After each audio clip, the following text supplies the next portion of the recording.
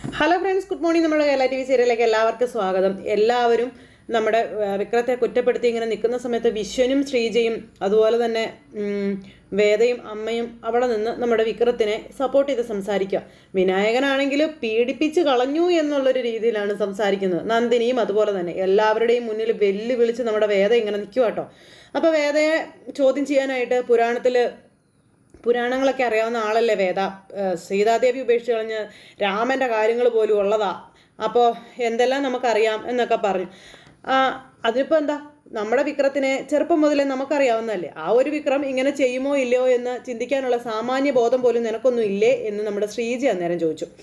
ശ്രീജ അത് ചോദിച്ചു കഴിഞ്ഞപ്പോൾ നന്ദിനിക്ക് പറയാനായിട്ട് വാക്കുകളൊന്നുമില്ല. നമ്മുടെ വിക്രത്തെ നമ്മൾ ചെറുപ്പം മുതലേ കാണുന്നതല്ലേ. അവൻ്റെ പിറകിൽ നിന്ന് അവനെ ആരെങ്കിലും ചതച്ചിട്ടുണ്ടെങ്കിൽ അത് പറയാൻ നമ്മുടെ നാട്ടുകാർക്ക് മനസ്സിലാവില്ലേ എന്ന് ചോദിച്ചു. അവർ ആരും ഇപ്പോഴും ഈ കഥ മുഴുവനായി വിശ്വസിച്ചിട്ടുണ്ടെന്ന് എനിക്ക് തോന്നുന്നില്ല എന്ന് ശ്രീജ പറയുമ്പം അതാണ് കാര്യം. സത്യം എന്താണെങ്കിലും അത് തെളിഞ്ഞേ പറ്റുള്ളൂ എന്നും അച്ഛാ ഞാനൊന്ന് പുറത്തു പോയിട്ട് വരാമെന്നും വേദ പറയുക. എനിക്ക് വളരെ പ്രധാനപ്പെട്ട ഒരാളെ കാണാനുണ്ടെന്ന് പറഞ്ഞു.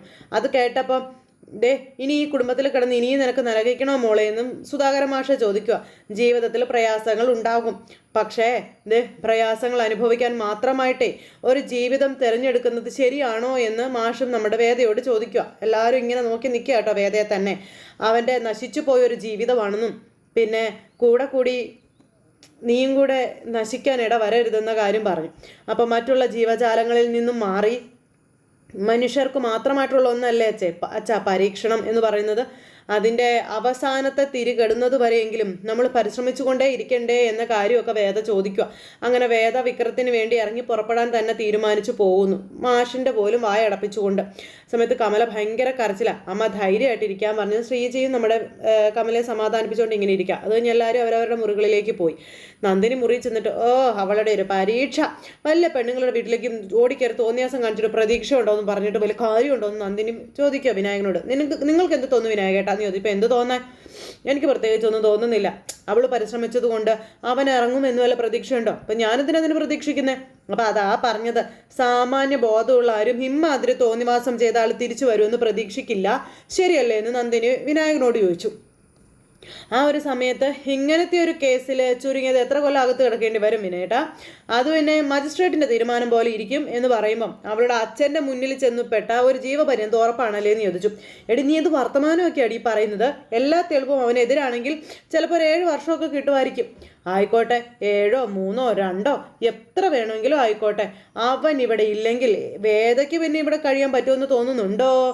അത് പിന്നെ നമ്മുടെ അച്ഛൻ തീരുമാനിക്കുന്നത് പോലെ ഇരിക്കുമെന്ന് പറഞ്ഞു. എന്നാൽ അച്ഛനെ കൊണ്ട് നിങ്ങൾ അങ്ങനെ തീരുമാനിപ്പിക്കണം. ഞാനോ? നിങ്ങൾ തന്നെ. ഒരു വെട്ടിക്ക് 2 പക്ഷി എന്നൊക്കെ പറയുന്നത് പോലെ ഈ ഒരു ചാൻസ് എനിക്ക് കിട്ടിയെന്ന് വരില്ല വിനയേട്ടാ. നിങ്ങളൊന്ന് പരിശ്രമിച്ച് നോക്ക്, നടക്കുമെന്ന് അറിയാമല്ലോ.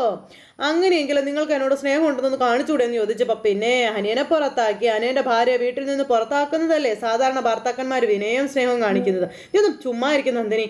അവനകത്തായ സ്വാഭാവികമായിട്ട് അവൾ ഇവിടുന്ന് പോകും. ഉറപ്പാണോ? ഉറപ്പ്. അങ്ങനെ രണ്ടുപേരും കൂടെ സംസാരിച്ചുകൊണ്ടിരിക്കാം.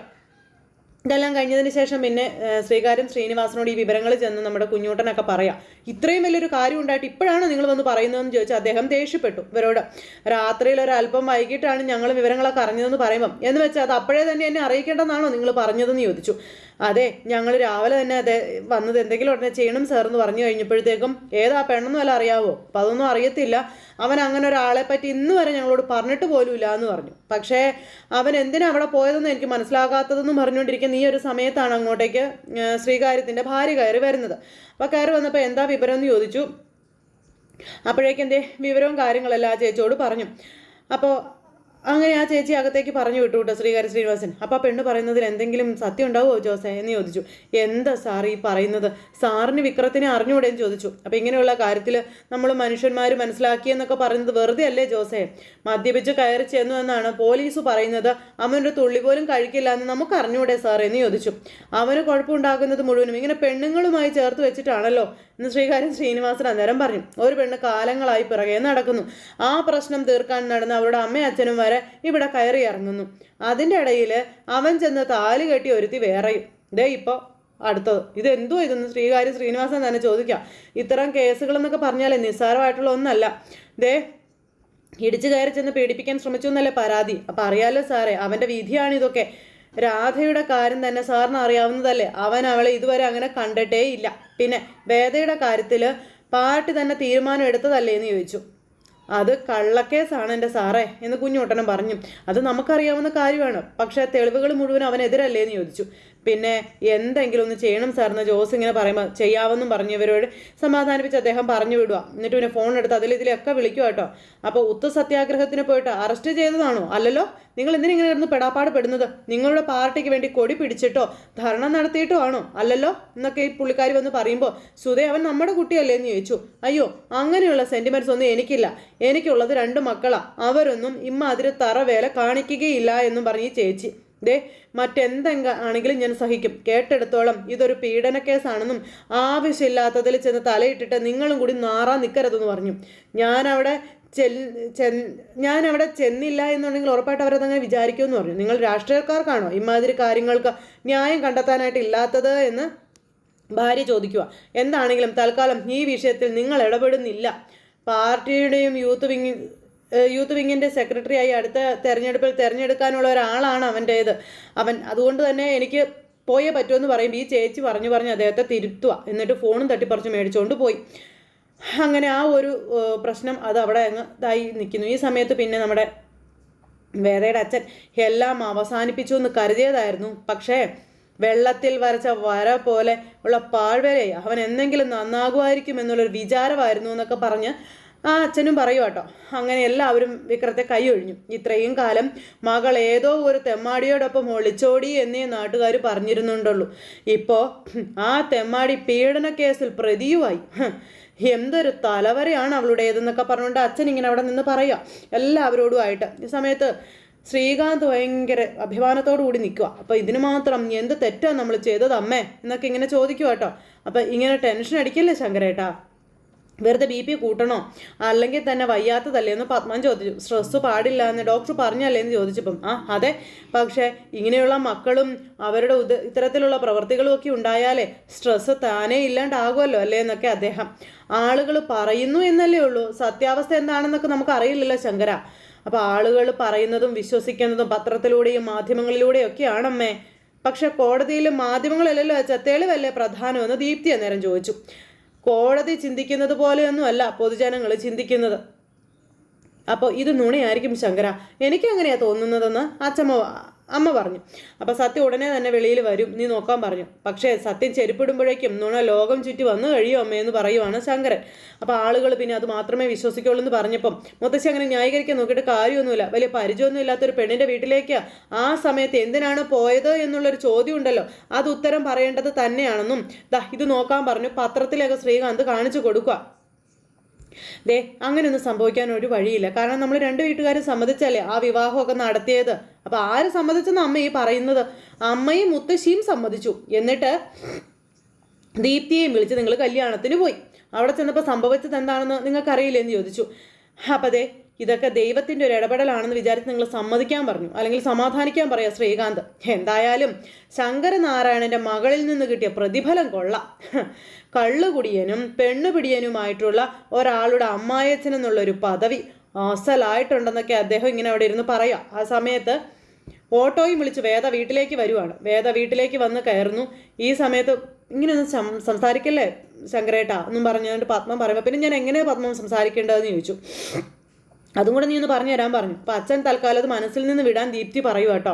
ഇനിയും അതിനെപ്പറ്റിയൊക്കെ ആലോചിച്ച അച്ഛൻ്റെ ആരോഗ്യം വീണ്ടും വഷളാവത്തല്ലേ ഉള്ളൂ എന്ന് ചോദിച്ചു. അപ്പോൾ മറക്കാൻ ഞാൻ ഒരുപാട് ശ്രമിച്ചതാണെന്നും കഴിയുന്നില്ല, പൊറുക്കാൻ കഴിഞ്ഞില്ലെങ്കിലും സഹിക്കാൻ ഞാൻ തീരുമാനിച്ചതാണെന്നൊക്കെ അദ്ദേഹം പറഞ്ഞു.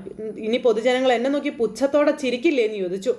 അപ്പോൾ അങ്ങനെ ആ ഒരു സങ്കടം അദ്ദേഹം അവിടെ പറഞ്ഞുകൊണ്ടിരിക്കുമ്പോഴാണ് വേദ വീട്ടിൽ വന്ന് വിളിക്കുന്നത്. ഈ ശബ്ദം കേട്ട് ഇവർ നോക്കുമ്പോൾ ഇത് വേദയല്ലേ എന്ന് ചോദിച്ചു അച്ഛമ്മ.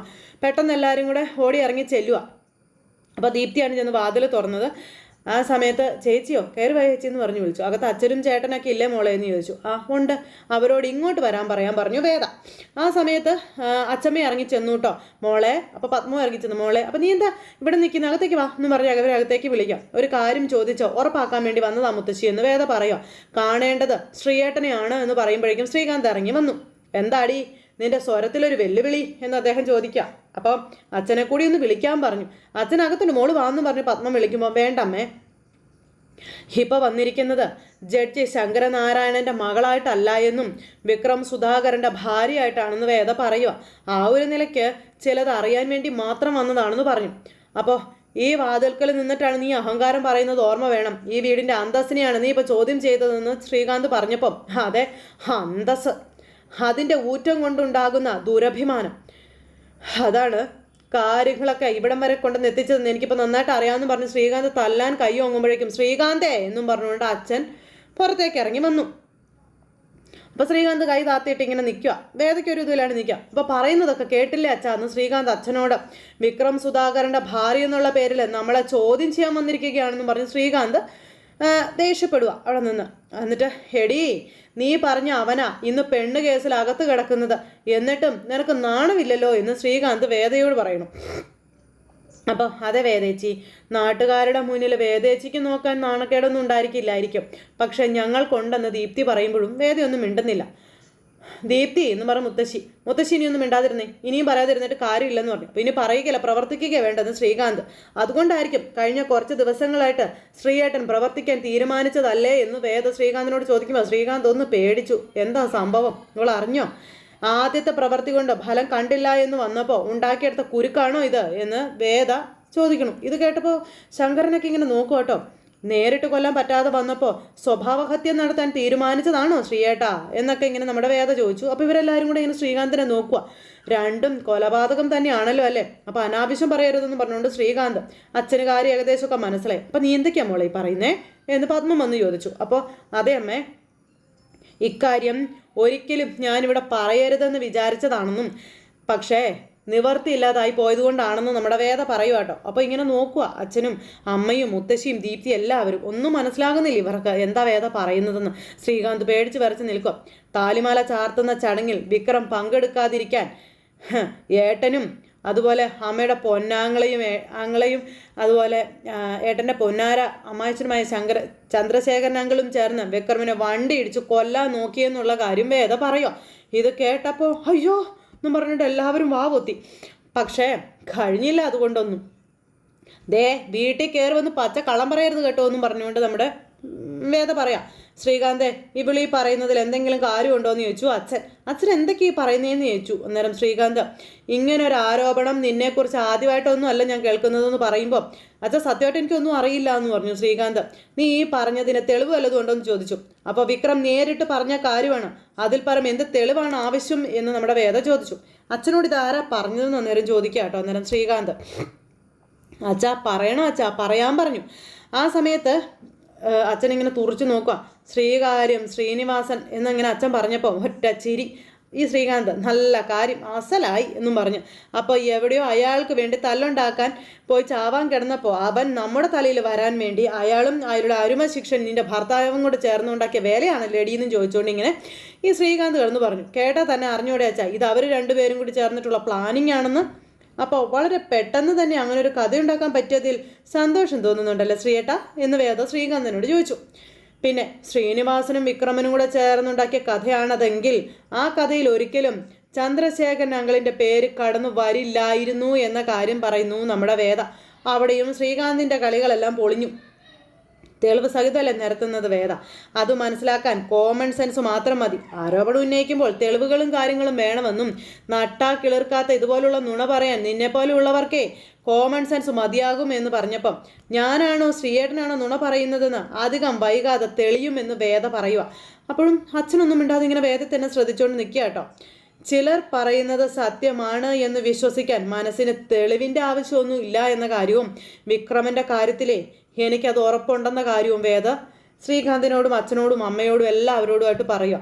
അതുകൊണ്ട് തന്നെ ഇപ്പോൾ വിക്രമിന് സംഭവിച്ചതും ആരുടെയൊക്കെയോ ഗൂഢാലോചനയാണെന്ന് ഞാൻ വിചാരിക്കുന്നുണ്ടെന്നുള്ള കാര്യങ്ങൾ നമ്മുടെ വേദ പറഞ്ഞു. അപ്പം എന്ത് ഗൂഢാലോചന? മൂക്കറ്റം അവന് മദ്യം ഒഴിച്ചു കൊടുത്തത് ശ്രീകാന്താണോ എന്ന് അച്ഛൻ മോളോട് ചോദിച്ചു. ആ പെണ്ണിൻ്റെ വീട്ടിലേക്ക് അവനെ പറഞ്ഞു വിട്ടത് ശ്രീകാന്താണോ എന്ന് ചോദിച്ചു.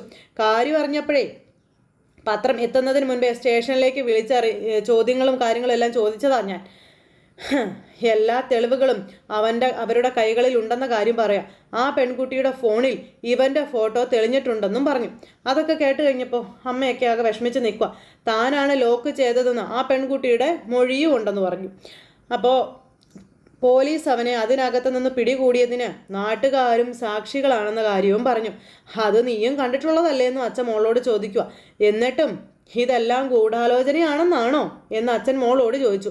അപ്പോൾ ശ്രീകാന്ത് ഇങ്ങനെ ചിരിക്കുകയാണ് ജയിച്ച ഭാവത്തിൽ. പിന്നെ വീരാരാധന മൂത്ത് ഗുണ്ടയെ വിവാഹം കഴിച്ച് അവനെ തിരുത്താൻ ശ്രമിക്കുന്ന പെൺകുട്ടികളുടെ കഥകളെ സിനിമയിലും സീരിയലിലൊക്കെ കാണുമായിരിക്കും.